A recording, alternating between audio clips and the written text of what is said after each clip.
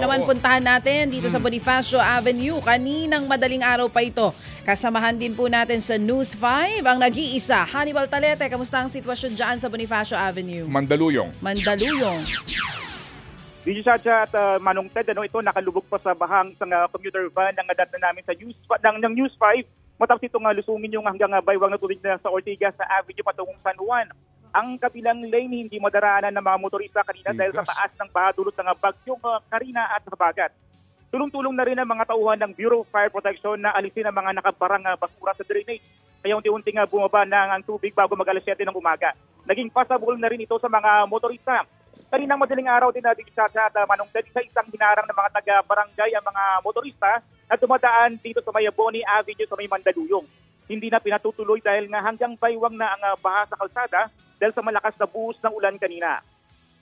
Isang food rider naman ang kinancel na ang kanyang mga bookings dahil nga hindi kinaya ng kanyang motorsiklo na suungin ng baha. Ang EDSA Show Tunnel naman, hirap na rin makatawid ang mga sasakyan kanina dahil nga sa mataas na baha. Kaya ang pila ng mga sasakyan halos umabot na hanggang Guadalupe. Build up na rin ang mga sasakyan pagbaba ng Ortigas flyover papunta ng EDSA Santolan. Ang ibang motorista nag-counterflow na. Ang Ortigas Avenue naman papuntang San Juan, build up na rin ang traffic dahil sa baha. Alas 3 ng madaling araw nang simulang bumuhos ang malakas na ulan sa Metro Manila. Manong Ted at DJ Chacha. So Hannibal, sa video na iyong ipinalalabas ngayon dito sa ating himpilan, tapat ito ng Green Hills, Lasal? Yes, tama ka Manong Ted. Pero sa mga oras ito, nag-subside ito, nakakadana yung mga motorista. Yun nga lang, dahil nga may pa naman pabukso-bukso yung ulan, medyo nagkakaroon na uli ng tubig ulit doon. Oo, yun nga. Parang ngayon lang ako nakarinig na nangyari ito kasi hindi naman binabaha yung tapat ng Lasal Green Hills na area ng Ortigas na iyan.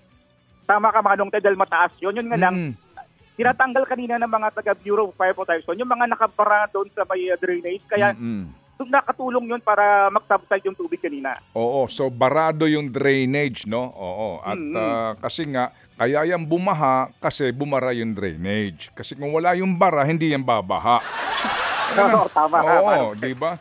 O sige, nagpapasalamat tayo sa mga bumbero. Oo, dito po sa video, kitang-kita namin. Nasaan na yung mga taga-flood control ng DPWH at ng MMDA?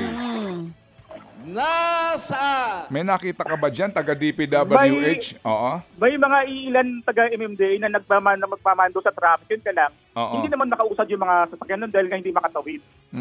May mga nagmamando sige, naman baka doon naman kasi napagod sa SONA.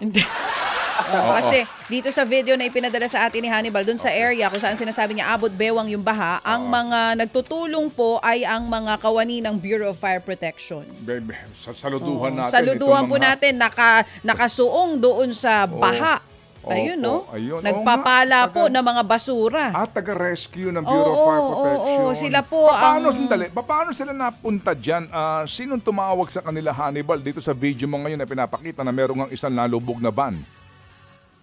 Pakiulanong Ted, medyo maingay lang. Paano sila napunta dyan? Sinong tumawag sa kanila para respondihan ang baradong drainage?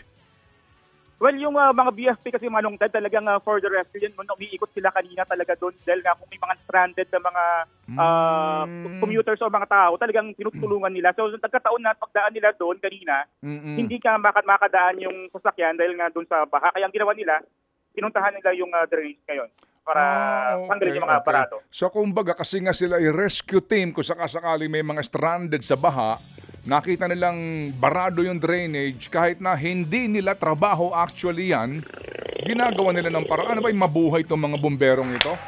Palakpakan po natin. Salamat po sa inyo pong sakripisyo para sa bayan. Thank you. O sige, so Hannibal, saan ka pupunta ngayon?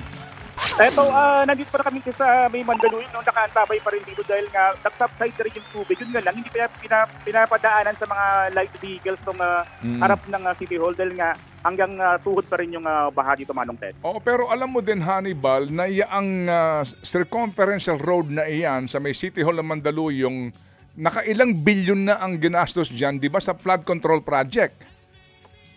Naalala mo, di ba noong pag ginawa iyan, Yes, Manong Ted. Yan lugar na iyan.